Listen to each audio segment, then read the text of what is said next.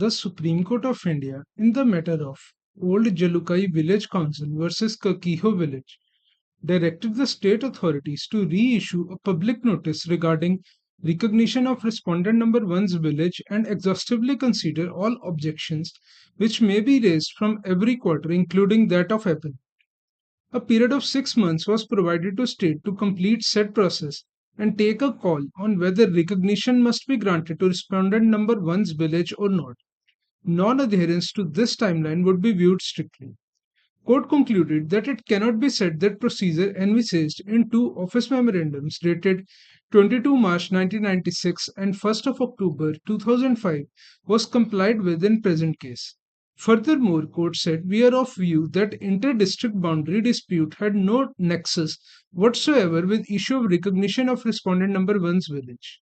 The decision of High Court, as far as observations made regarding compliance of aforesaid office memorandums are concerned, was set aside solely because High Court, while passing impugned decision, was not alive to case of appellant. Court said, land is one of the priceless assets for people of Nagaland and forms an inalienable part of their identity and life. The landholding system in Nagaland differs slightly from rest of the states and is especially characterized by non-cadastral nature. Each district more or less is occupied by a predominant concentration of one major tribe and other sub-tribes with distinct socio-cultural and linguistic characteristics, and therefore different districts of state are demarcated primarily on basis of inhabitation patterns of a specific tribe or tribes. Land is either owned communally by a clan or village or by individuals, and a new village is formed only within the community land which is owned by its inhabitants. Formation of villages and its recognitions is extensively rooted in customary traditions and practices. It was the case of the appellant that since establishment and recognition of new village on ancestral land of another village results in transfer of ownership of said land to the newly created village, prevailing custom requires village ancestrally owning such land to accord their consent by way of a no objection certificate to new village which is sought to be established on their land. Court stated that the state authorities would be better suited to delve into accuracy and correctness of the claims put forward by the appellant and effectively decide the issue once and for all.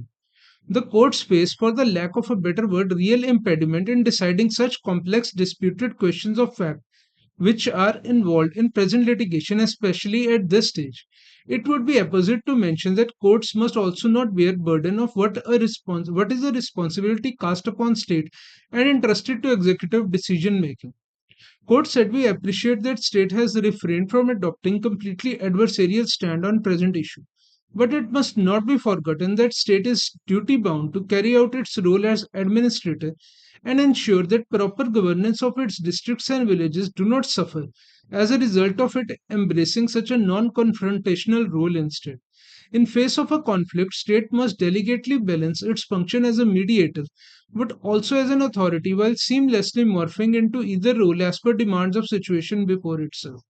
Ever since court had taken session of this matter, state had attempted to bring both parties together at same table on multiple occasions in hopes of amicable settlement being reached. However, every one of those attempts has remained unsuccessful in view of both parties refusing to concede or arrive at a middle ground.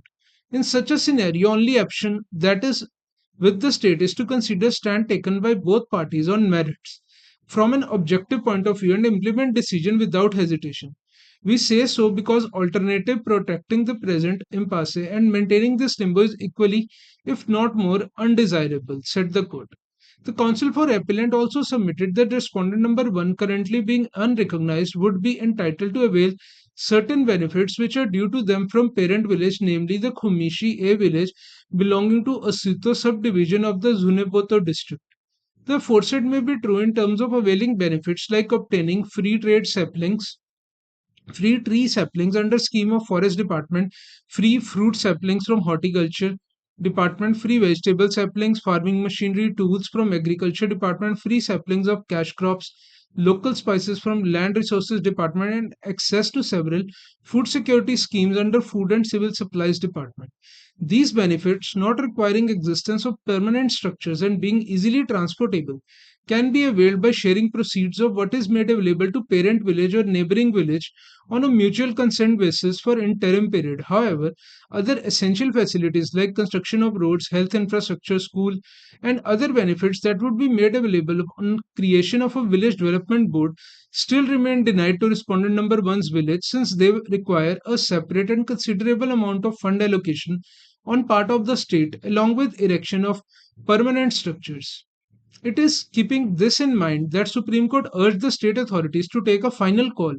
on issue of recognition of respondent number one's village with utmost urgency and with strict adherence to procedure which has been contemplated for said purpose. In the likely event that decision is arrived at to deny recognition to its village, it must be for reasons falling under umbrella of procedure laid out therein, and state must be ready to clearly indicate what their next plan of action would be in that scenario.